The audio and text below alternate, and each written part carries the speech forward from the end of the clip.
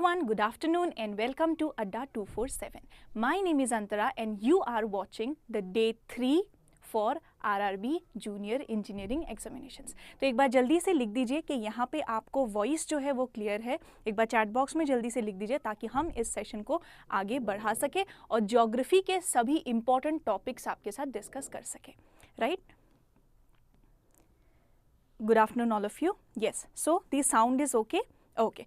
So let me tell you, start करने से पहले कि सिलेबस में जो आपका लिखा हुआ है वो क्या है? वो है आपका Indian geography, right?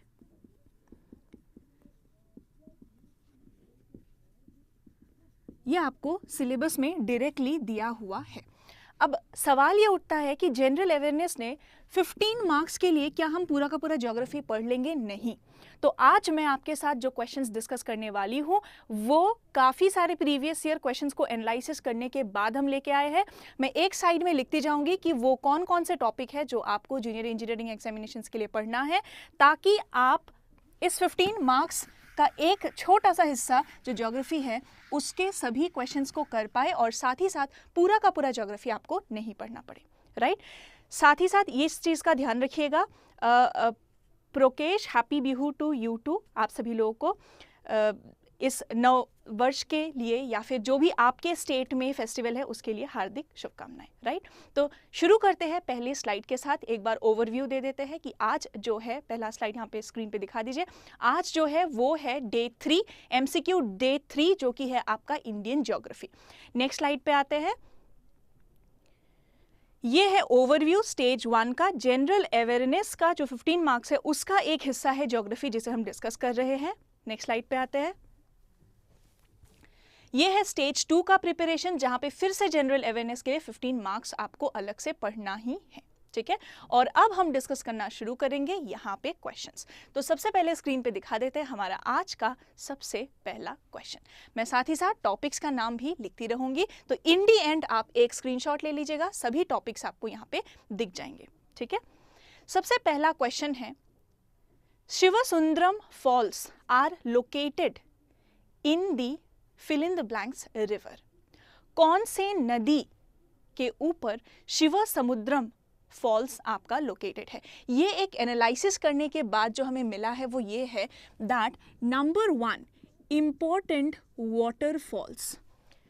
Important waterfalls चाहे वो बिहार के अंदर हो चाहे वो कर्नाटका के अंदर हो, नॉर्थ इंडिया साउथ इंडिया दोनों को मिला के इंपॉर्टेंट वाटरफॉल्स पूछा गया है.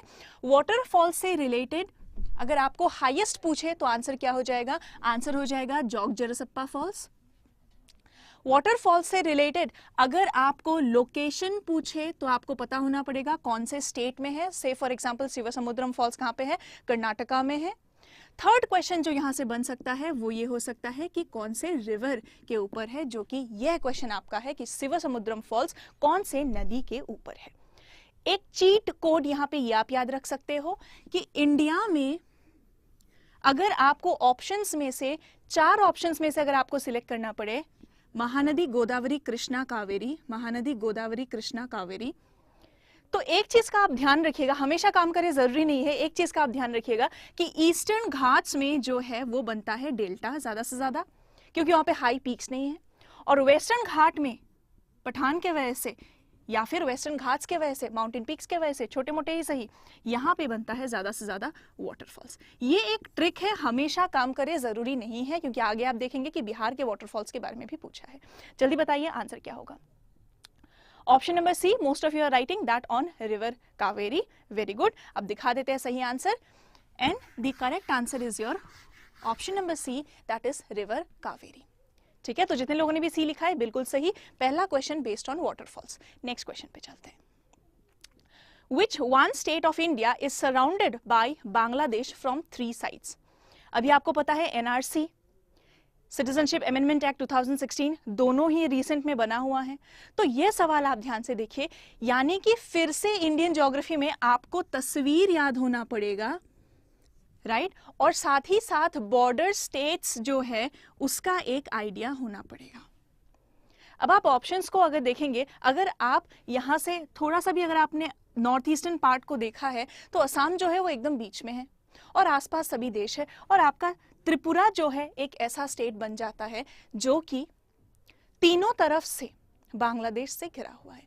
और आप एक चीज सोचिए कि अगर आप सिटीजनशिप अमेंडमेंट बिल का कंट्रोवर्सी को समझना चाहते हैं तो आपको मैप को अच्छे से देखना पड़ेगा कि कौन कौन सा साइड है, कौन कौन सा स्टेट है जो सबसे ज्यादा इससे इफेक्ट होंगे, पॉजिटिवली या फिर नेगेटिवली या फिर in terms of the resources. और वही चीज अभी न्यूज में बना हुआ है। ठीक है, तो इस क्वेश्चन का बताइए सही आंसर क्या होगा। त्रिपुरा बिप्लब देव, यहाँ पे शदीउर इस्लाम ने लिख दिया है very good. The correct answer is option number C, that is Tripura. Irshad Khan, आपका बात भी काफी हद तक सही है, काफी हद तक, राइट। ओके, चलिए तो स्क्रीन पे दिखा दिया जाए सही answer. Correct answer is option number C. Next question पे आते हैं। River Indus originates from which range. Number 2 जो हमने यहाँ पे देखा है, that is a question directly from the map. जो हमने लास्ट क्वेश्चन दिखा था वो कौन से टॉपिक से था, मैप से था। मैप में आपके 2-3 तरीके के क्वेश्चंस आ सकते हैं। इफ यू से अ question directly from the maps, तो आपके 2-3 तरीके के क्वेश्चंस आ सकते हैं, जिसमें से एक ये हो गया कि आप बाउंड्री को जानो, कौन से स्टेट के साथ कौन शेयर कर रहा है, स्पेशली इंटरनेशनल बाउंड्रीज, जो स्टेट इंटरनेशनल बाउंड्रीज को शेयर कर रहा है, राइट। तो ये आपका मैप बेस्ड डायरेक्टली क्वेश्चन निकल के आ सकता है। नंबर 2, यहाँ पे इंपॉर्टेंट लाइंस का नाम, से for example McMahon line, India और चाइना, से for example red Cliff line, India और पाकिस्तान। इस तरीके के क्वेश्चन मैप बेस्ड हो सकते हैं। Number 3, one of the most important topic, reverse. ठीक है, क्वेश्चन डायरेक्टली नहीं पूछा है, थोड़ा सा यहाँ पे आप क्वेश्चन को समझिए। अगर आप रिवर्स को पढ़ते हैं, सबसे पहले आप इसको 2 पार्ट में डिवाइड करते हैं। दी नॉर्थ में हिमालयन रिवर्स, राइट, और साउथ में आप पढ़ते हैं पेनिनसुलर रिवर्स। ठीक है, हिमालयन रिवर्स में इत्तेफाक से मानसरोवर के पास का जो स्रोत है, right, Indus, Ganga, Brahmaputra, Indus, Ganga और ब्रह्मपुत्र, अलग अलग नाम से, या लंगसांगपो, जांगबो, उसके बाद। ठीक है, अब आप देखिए कौन से रेंज से ओरिजिनेट हुआ है ये पूछा है, राइट। तो अगर आप हिमालय का ट्रांस हिमालयास, हिमालयास और इधर क्या पूर्वांचल, ठीक है, नीचे के बैनर को थोड़ी देर के लिए हटा दीजिए। तो अगर आप इस चीज को देखेंगे ध्यान से तो फिर आपको आंसर क्या मिल जाएगा, हिमालयन रेंज, काराकोरम रेंज या फिर कैलाश रेंज, राइट। तो हिमाद्री, हिमाचल और शिवालिक, उसको तो आप निकाल दीजिए हिमालयन रेंज। तो अब आप आइए कि किधर, इधर इस तरफ अगर मैंने बनाया, तिब्बत की तरफ अगर मैंने बनाया, नेपाल की तरफ अगर मैंने बनाया, राइट, मानसरोवर के पास अगर मैंने बनाया, तो फिर आपका आंसर क्या होगा। बहुत लोग लिख रहे हैं हिंदू कुश रेंज और कुछ लोग लिख रहे हैं option number D, Kailash range. ठीक है, अब आते हैं करेक्ट आंसर पे, नेक्स्ट स्लाइड पे। And the correct answer is the Kailash range. तो यहाँ पे आप शिव जी को याद कीजिए या फिर थोड़ा सा यहाँ पे आप माइथोलॉजी याद कीजिए, तो फिर भी आप सही आंसर में आ जाएंगे, that is option number D. D नहीं होता तब आप ऑप्शन नंबर ए, हिंदू कुश रेंज में टिक कर सकते थे। नेक्स्ट क्वेश्चन पे आते हैं। The latitude that pass through Sikkim also pass through. ये हो गया मेरा point number 3, that is river. एक बार फुल बोर्ड पे आते हैं। Topic number 4, that is your latitudes and longitudes. ये हो गया टॉपिक नंबर 4। ऐसा नहीं कि सब पूछ लिया, जो सबसे ज्यादा क्वेश्चन पूछा गया है इस पूरे टॉपिक से, दैट इज फॉर एग्जाम्पल जो हमारा ट्रॉपिक ऑफ कैंसर है वो इंडिया के थ्रू पास होता है, तो ऑब्वियसली दे विल आस्क कि ट्रॉपिक ऑफ कैंसर कौन से 8 स्टेट से पास होता है, राइट। नंबर 2, अगर आप एक ओवरव्यू देखें मैप का, तो ये जो क्वेश्चन है सिक्किम के थ्रू जो पास होता है वो लगभग और कौन से जगह से पास होता है, तो ये तो मैप एकदम नॉट टू स्केल है। आप ओरिजिनल मैप को उठा के देखोगे तो जगह का एक आपको आइडिया होगा कि जम्मू एंड कश्मीर और सिक्किम तो एक ही में हो नहीं सकता है। कोई अगर आपको बोले तमिलनाडु और सिक्किम तो एक ही में हो नहीं सकते, तो एक आपको वो वाला ओवरव्यू लेना है, राइट। टाइम के लिए इंडिया में जो लॉन्जिट्यूड है वो कौन सा है, राइट? इस तरीके के क्वेश्चन हो सकते हैं। नंबर 3, अगर आपसे कोई पूछे कि ये वैसे तो लैटिट्यूड लॉन्जिट्यूड का सवाल नहीं है बट लाइन से रिलेटेड, इंडिया में कितने कोस्टल स्टेट्स है? 9 कोस्टल स्टेट्स है। कौन सा साउथ इंडियन स्टेट ऐसा है जो पूरी तरीके से लैंडलॉक्ड है? वो कौन सा है? तेलंगाना। आप समझ रहे हैं कौन सा ज्योग्राफी पूछ रहा है, राइट? फिर वो आपसे पूछ सकता है, जो कि पूछा गया है, एक प्रीवियस ईयर क्वेश्चन ये भी है कि लॉन्गेस्ट कोस्ट लाइन किसके पास है? तो लॉन्गेस्ट गुजरात के पास है, सेकेंड लॉन्गेस्ट इधर आंध्र प्रदेश के पास है, राइट? आंध्र प्रदेश के पास है। तो इस तरीके से क्वेश्चंस वो आपको लाइंस से रिलेटेड पूछ सकता है, या फिर वो आपको लैटिट्यूड्स और लॉन्जिट्यूड से रिलेटेड स्टेट पूछ सकता है, name of the state with respect to latitude और लॉन्जिट्यूड, या फिर कोस्टल लाइंस एक्सेट्रा। ठीक है, अब दिखा दीजिए दोबारा से क्वेश्चन।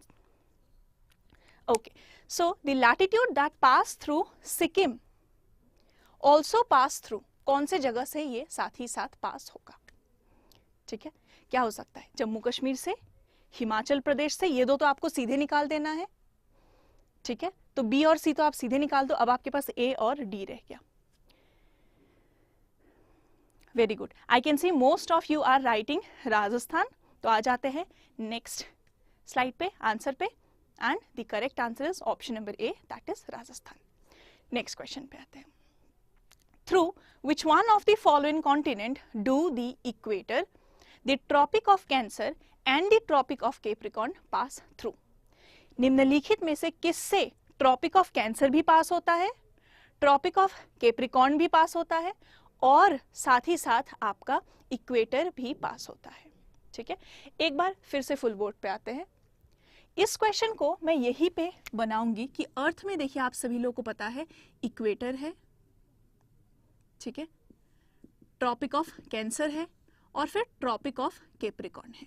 अब पूछा है कौन सा कॉन्टिनेंट है? इक्वेटर कहाँ है? 0 डिग्री पे, Tropic of Cancer 23.5, Tropic of Capricorn 23.5 south, right? और उसके बाद इधर आर्कटिक सर्कल 66.5, और इधर एंटार्क्टिक सर्कल 66.5 साउथ, राइट? एक रफ ओवरव्यू अगर आप देखेंगे तो North America, South America, Eurasia और अफ्रीका का कॉन्टिनेंट जो है वो कुछ इस तरीके का है जो तीनों में ही आता है, राइट? तो एक रफ आइडिया पूछा है, तो इसी टॉपिक में मैं इसे इंक्लूड करूंगी, राइट? तो एक बार वापस से क्वेश्चन पे आ जाइए। अफ्रीका लिखा है, कुछ लोगों ने यहाँ पे साउथ अमेरिका लिखा है, but most of you, Australia तो हो ही नहीं सकता है, वो तो पूरा साउथ में आ जाएगा, उधर से आपका इक्वेटर का तो कोई सवाल ही नहीं पैदा होता है, राइट? तो आपके पास एक ही ऑप्शन रह जाता है, that is a, that is your Africa. ठीक है, तो नेक्स्ट स्लाइड पे आ जाते हैं, एक बार आंसर दिखा देते, and the correct answer is Africa. तो क्वेश्चन कहाँ से है? डायरेक्ट है, ज्यादा नहीं। ठीक है, नेक्स्ट क्वेश्चन पे आते हैं। Earth's gravitational pull is minimum in, पृथ्वी का गुरुत्वाकर्षण जो है वो सबसे कम कहाँ है? टॉपिक कौन सा है? ये टॉपिक है एटमॉस्फेयर, क्योंकि ऑप्शंस में क्या दिया हुआ है? Troposphere, stratosphere, thermosphere, exosphere. ठीक है, ओके, तो वापस से हम यहाँ पे लिख देते हैं कि टॉपिक नंबर 6 जो आपको पढ़ना है वो है एटमॉस्फेयर। सिंपली कैसे पढ़े हम? यहाँ पे take some milk then egg, troposphere, stratosphere, mesosphere, thermosphere, option में ना हो तो फिर आयोनोस्फियर, और उसके बाद एक्सोस्फियर। क्या है ये एटमॉस्फेयर? जो हमारा अर्थ है उसके चारों तरफ, यहाँ देखिए, यहाँ उसके चारों तरफ जो एक गैस का गोला है जिसके वजह से आप ऑक्सीजन ले रहे हो, नाइट्रोजन ले रहे हो, कार्बन डाइऑक्साइड ले रहे हो, right? So that is nothing but atmosphere. ठीक, इन शॉर्ट कैसे याद रखेंगे? ग्रेविटेशनल पुल जितना आप ऊपर जाओगे, अगर आप एक्सोस्फेयर में जाओगे तो ग्रेविटेशनल पुल ऑब्वियसली सबसे कम होगा। ट्रोपोस्फेयर में अगर आप हो तो सारे वेदर फिनोमिना यहाँ होगा, बारिश वगैरह सब इधर होगा। स्ट्रेटोस्फेयर में ओजोन लेयर होगा, अगर ओजोन के बारे में पूछे। आपके सभी एयरक्राफ्ट भी यही से उड़ेंगे, एयरक्राफ्ट भी यही से उड़ेंगे। मेसोस्फेयर में आपके मीटियोर्स जो है वो ठंडे हो जाएंगे।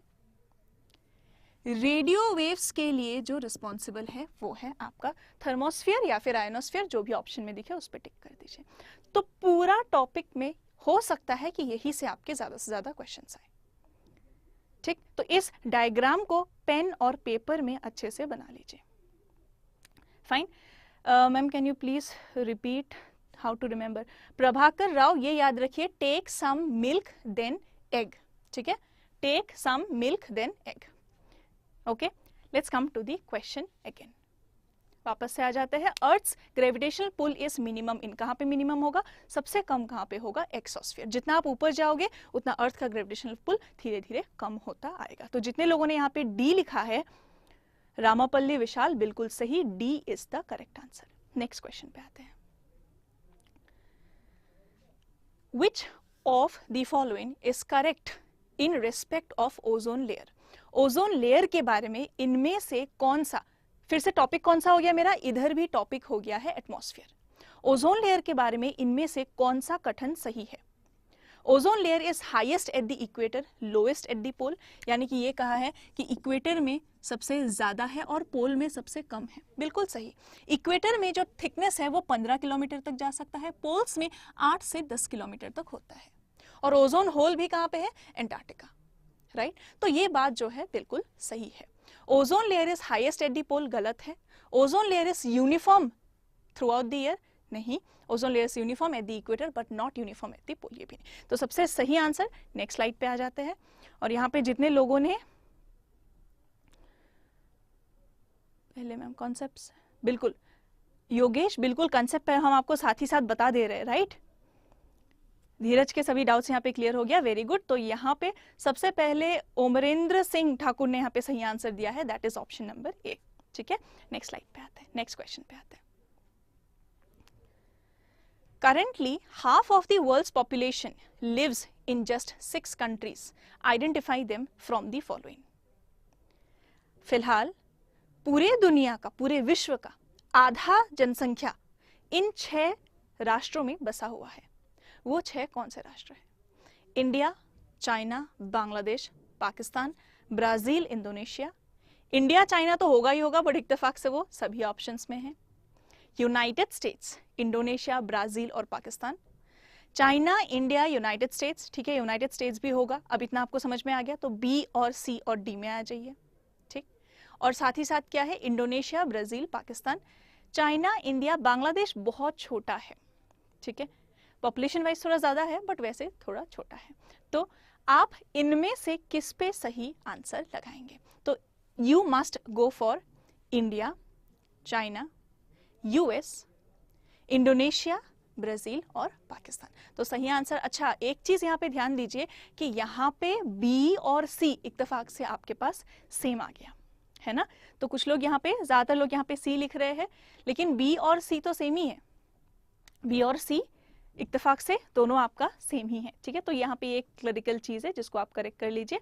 तो नेक्स्ट स्लाइड में आते हैं, and the correct answer is option number C या फिर बी, जिसमें भी आपने टिक किया है वो सही है क्योंकि दोनों आपका सेम है, ठीक है। तो जिसने भी बी किया है वो भी सही है, जिसने भी सी किया है वो भी सही है, ठीक। और in fact why I will go for C in place of B, अगर दोनों भी एक साथ ऑप्शन में है, क्योंकि सबसे ज्यादा चाइना, उसके बाद इंडिया, फिर यूनाइटेड स्टेट्स। तो सीक्वेंस वाइज अगर आप देखें तो सी आपका ज्यादा करेक्ट है, right. Sequence wise C correct है। नेक्स्ट क्वेश्चन पे आते हैं। Which one of the following is not a kharif crop? इसमें से कौन सा एक खरीफ क्रॉप नहीं है? पहले मैं यहाँ पे टॉपिक का नाम लिख देती हूँ एक बार फुल बोर्ड पे आके। So this is topic number 7, that is your geography, that is your agriculture. Agriculture which is a very important part. तो ये कहाँ से है? एग्रीकल्चर से है। और कुछ मिसलिनियस क्वेश्चंस जो हमने देखे हैं, दैट इज, जैसे कि ये क्वेश्चन था अफ्रीका, वर्ल्ड ज्योग्राफी मेंशन नहीं है, इंडियन ज्योग्राफी ही है, बट कुछ बेसिक आइडिया है ना जो आप वैसे भी सॉल्व कर पा रहे हो, जैसे कि पॉपुलेशन से रिलेटेड हो गया, जैसे कि अफ्रीका एक बड़े कॉन्टिनेंट से रिलेटेड हो गया, राइट, ओके, या फिर एनवायरमेंट से रिलेटेड हो गया। तो वो पार्ट यहाँ पे कभी कभी पूछा जा सकता है। फाइन, अब वापस से हमारे क्वेश्चन पे आ जाते हैं। Which one of the following is not a kharif crop? Rice kharif है, आप सभी लोगों को पता है, राइट। राइस के साथ साथ दूसरा आप किस पे जाएंगे, व्हीट जो है वो क्या हो गया, वो हो गया रबी क्रॉप, ठीक। मेज वो भी खरीफ है, कॉटन भी खरीफ है, तो बच गया आपके पास एक ऑप्शन जो कि सही आंसर नहीं है, या फिर जो व्हीट के ज्यादा पास है, क्या हो जाएगा।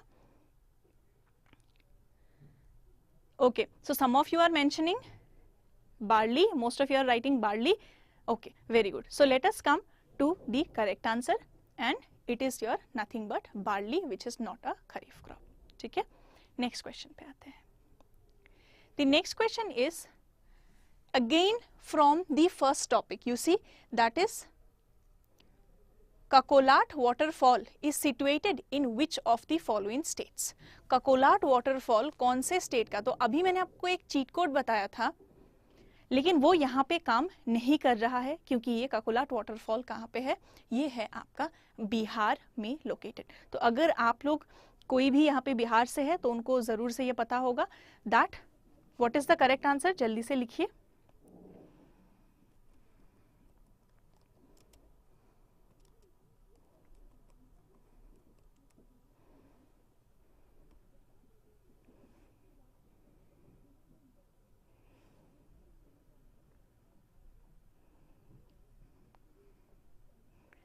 देखिए जितने लोग भी सही, ऑप्शन नंबर बिल्कुल। नेक्स्ट क्वेश्चन पे नेक्स्ट स्लाइड पे आते हैं, and the correct answer is your option number A, that is Bihar. Next question पे आते हैं। The next question is which one of the following longitude determine the Indian standard time? अब ये topic कहाँ से हो गया, टॉपिक नंबर 4 जो था लैटिट्यूड एंड लॉन्जिट्यूड्स, वहां से है कि इंडियन स्टैंडर्ड टाइम के लिए आप इसमें से किसको टिक करेंगे, इंडियन स्टैंडर्ड टाइम कहाँ से लिया जाता है। ये 2015 का क्वेश्चन है, तो फिर आप डायरेक्टली आंसर कर सकते हो। प्रयाग इलाहाबाद से जाते हुए क्या होगा सही आंसर। गौरव कुमार लिख रहे हैं he has visited the place. सबसे पहले दीपक सुनाल ने यहाँ पे लिखा है option number D, that is 82.5 degree east. चाय बागान टाइम जोन का डिमांड चल रहा है, बट अभी आपके पास पूरे इंडिया में एक ही टाइम जोन है, दैट इज योर 82.5, जो कि कहाँ से, या फिर 82.5, 82:30 सब सही है जो भी आप लोगों ने लिखा है, ठीक है। कहाँ से पास होता है, प्रयाग इलाहाबाद से, ठीक है। ओके, नेक्स्ट क्वेश्चन पे आते हैं। The next question is Nagarjuna Sagar dam is built across which of the following rivers? तो जो सबसे पहला वाटरफॉल वाला क्वेश्चन था उसी के साथ मैं इंपॉर्टेंट डैम्स भी लिख देती हूँ यहाँ बोर्ड पे, ठीक है। तो इंपॉर्टेंट डैम्स, नागार्जुना सागर कहाँ पे है, हैदराबाद अगर आप गए हो या फिर साउथ इंडिया अगर आप गए हो तो आपको पता होगा कि नागार्जुना सागर डैम जो है वो, अब मैंने बता दिया, अब आपको सिर्फ वही लॉजिक एक बार बोर्ड पे आ जाता है जल्दी से। जैसे ही मैंने आपको बताया कि नागार्जुना सागर डैम साउथ इंडिया हैदराबाद, वैसे ही आपको महानदी गोदावरी कृष्णा कावेरी याद करना है, ठीक है। और नॉर्थ इंडियन रिवर्स को एलिमिनेट कर देना है, या फिर मध्य प्रदेश के आसपास के रिवर्स को भी एलिमिनेट कर देना है, तब आप अपने आप से सही आंसर पे आ जाओगे, ठीक है। एक मैंने यहाँ पे एक्स्ट्रा टॉपिक डैम्स भी लिख दिया है, जो कि आप फॉल्स के साथ साथ ही एक बार देखना, ठीक। और अबाउट दिस एग्रीकल्चर टॉपिक, जितने लोगों को डाउट था, कॉटन जितने लोग लिख रहे थे, देखिए एग्रीकल्चर क्रॉप्स अगर आपको नहीं पता है तो फिर ये 3 सीजन के हिसाब से आपका होता है, 3, खरीफ, रबी और जायद। खरीफ में सबसे इंपॉर्टेंट याद रखिएगा कौन सा, राइस। रबी में सबसे इंपॉर्टेंट याद रखिएगा कौन सा, व्हीट, ठीक है। अब बारले में जितने लोगों का कंफ्यूजन था, व्हीट के बाद जो नेक्स्ट हम अगर यहाँ पे कुछ लिखेंगे ना तो फिर वो लिखेंगे बार्ले। तो ये दोनों क्या हो गया, रबी क्रॉप हो गया, मोस्ट इंपॉर्टेंट, राइट। तो मोस्ट इंपॉर्टेंट में से ही क्वेश्चन पूछा है, ठीक। अब वापस से क्वेश्चन पे आ जाते हैं। नागार्जुना सागर, आपके पास अब एक ही ऑप्शन बच जाता है, नागार्जुना हुसैन सागर यहाँ पे कुछ लोग लिख रहे हैं, ठीक है। तो ऑब्वियस आंसर क्या हो जाएगा, कृष्णा। तो दिखा देते हैं स्क्रीन पे सही answer, and the correct answer is your river Krishna, ठीक है। क्योंकि सतलज कहाँ हो गया, ऊपर, ठीक। चंबल कहाँ हो गया, कोसी कहाँ हो गया, ठीक है। सौरव बिहार किसे कहते हैं। अब आते हैं नेक्स्ट क्वेश्चन पे। Vishnupad temple is situated in, Vishnupad temple कहाँ पे सिचुएटेड है? फिर से कौन से स्टेट के अंदर या फिर कौन से जगह के अंदर सबसे इंपॉर्टेंट हेरिटेज साइट्स है या फिर सबसे इंपॉर्टेंट टेम्पल्स है, ओके और प्लेसेस ऑफ इंपॉर्टेंस, तो मिससेलेनियस के अंदर मैं लिख देती हूँ प्लेसेस ऑफ इंपॉर्टेंस, ये आपको एग्जाम में पूछा जा सकता है, ठीक है। तो विष्णुपद टेम्पल कहाँ पे सिचुएटेड है ये बताइए। हाँ, अब देखिए बिहार तो है ही, लेकिन इसके अंदर कहाँ पे है ये आपको बताना है। अभिनव आनंद ने बिल्कुल सही यहाँ पे लिखा है, गया, बिल्कुल सही, गया में है situated. So your correct answer is option number ए। तो स्क्रीन पे दिखा दिया जैसा ही आंसर, ओके। अब आते हैं नेक्स्ट क्वेश्चन पे। ये क्वेश्चन है कल और आज के बीच का रिवीजन क्वेश्चन। कल मैंने आपको रेलवे से रिलेटेड बहुत सारे इंपॉर्टेंट करंट अफेयर्स करवाए थे और ये क्वेश्चन हम आपके लिए आज का होमवर्क क्वेश्चन छोड़ेंगे कि कल के बाद अगर आपने रेलवे से रिलेटेड सभी इंपॉर्टेंट चीजों को पढ़ा है तो फिर पालघाट, जो कि आपका क्लीनेस्ट रेलवे स्टेशन इन केरला, ठीक है, क्लीनेस्ट रेलवे स्टेशन इन केरला, बहुत ही ज़्यादा साफ सुथरा होने की वजह से पालघाट रेलवे स्टेशन को जो है एक आप कह सकते हो कि इसका एक स्पेशल इंपॉर्टेंस है। तो आपको बताना है कि Palghat is a division of which of the following railways, okay. ये आप आज इस क्वेश्चन को कमेंट बॉक्स में इसका आंसर आप सभी लोग छोड़ेंगे। वापस से आ जाते हैं हम बोर्ड पे। सो आज का जो कमेंट सेक्शन में आपको आंसर छोड़ना है वो है about the Palghat railway station कहाँ पे है। तो ज्योग्राफी के मोस्ट इंपॉर्टेंट टॉपिक्स जो है वो आप एक बार जल्दी से रिवाइज कर लीजिए। स्टेट वाइज मैं इसको फिर से ये लिखूंगी कि नंबर 1 इज स्टेट वाइज या फिर लोकेशन वाइज, स्टेट का जो भी इंपॉर्टेंस है, जैसे कि इंपॉर्टेंट डैम्स हो गया, इंपॉर्टेंट वाटरफॉल्स हो गया, वो कौन से लोकेशन पे है, यानी कि इंपॉर्टेंट फैक्ट्स, ठीक है। प्लेसेस ऑफ इंपॉर्टेंस हो गया, निकनेम्स हो गए, कोस्टल लाइन किसका सबसे लॉन्गेस्ट है, ठीक है, या फिर इंटरनेशनल बाउंड्री किसके साथ शेयर कर रहे हैं। तो इन अ वे 1, 2 and 3 ऑल दीज, इन सभी का आंसर कोई ना कोई एक स्टेट होगा। तो स्टेट वाइज इंपॉर्टेंट फैक्ट्स, जिसके लिए मैप को लीजिए और उसको सामने देख के निहारिए, देखिए कहाँ से क्या जा रहा है, कहाँ से क्या बाउंड्री शेयर कर रहा है। तो इसके लिए आपको करना क्या है, मैप लेके मैप को निहारना है for topic 1, 2 and topic number 5, ठीक है। नेक्स्ट क्वेश्चन, पूरे इंपॉर्टेंट रिवर्स, इंडिया के अंदर जो भी इंपॉर्टेंट रिवर्स है उसको आपको करना होगा। यहाँ पे गौर करने वाली बात यह है कि हिमालयन रिवर्स ही नहीं, पेनिनसुलर रिवर्स के बारे में, दक्षिण भारत के नदियों के ऊपर भी सवाल पूछा गया है। नंबर 3 जो कि आपका बहुत ही इंपॉर्टेंट टॉपिक वैसे भी है ज्योग्राफी में, that is your latitudes and longitudes. कहाँ से, फिर से स्टेट वाइज कहाँ से क्या पास हो रहा है। तो ये मेरा 1, 2, 4, 5 लगभग स्टेट वाइज हो गया, ठीक है।